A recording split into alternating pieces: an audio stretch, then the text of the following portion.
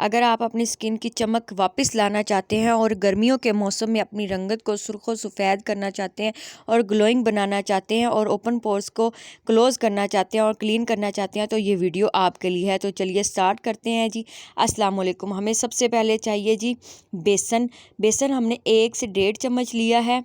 बेसन एक ऐसी चीज़ है जो कि सदियों से इस्तेमाल हो रही है ब्यूटी के लिए, और ये हमारी स्किन को एक्सफोलिएट करती है और हमारे ओपन पोर्स को क्लीन करती है। नेक्स्ट चीज़ चाहिए हमें दही। बस इन 2 चीज़ों से हमने ऐसा मास्क बनाना है जो कि हमारी स्किन को बहुत ही ज़्यादा ग्लोई बनाएगा और हर किस्म के हमारे स्किन पे जितने निशानात हैं उनको ख़त्म करेगा। और जिन मेरे भाइयों की और मेरी बहनों की स्किन चिकनी है, उनके मसाम खुले हुए हैं, उससे इनके मसाम भी क्लीन होंगे और उनके ओपन पोर्स क्लोज हो जाएंगे।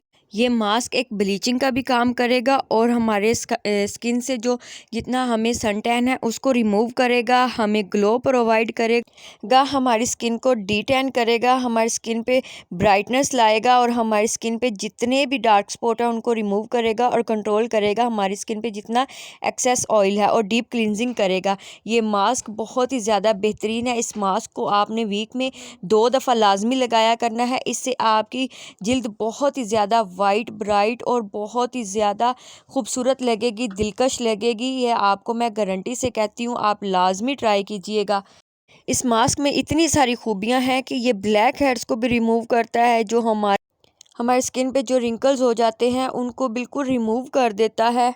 इस फेस पैक को वीक में 2 दफ़ा ही इस्तेमाल करने से आपका चेहरा बहुत ही ज़्यादा वाइट और ब्राइट हो जाएगा और चमकने लग जाएगा और निखरना स्टार्ट हो जाएगा। आपने सिर्फ और सिर्फ 10 मिनट अपने चेहरे पे ये मास्क लगा के रखना है और सेमी ड्राई होने तक इसको छोड़ देना है। अब मेरा मास्क ड्राई हो चुका है, तो मैं इसको क्लीन करके आपको इसका रिज़ल्ट दिखाती हूँ। देखिए मेरी स्किन कितनी ज़्यादा ग्लो कर रही है, कितनी ब्राइट होगी और कितना ज़्यादा मेरे चेहरे पे रिज़ल्ट आया और कितना इफेक्ट नज़र आ रहा है। आप लाजमी ट्राई कीजिएगा। मिलते हैं नेक्स्ट वीडियो में। अल्लाह हाफिज़।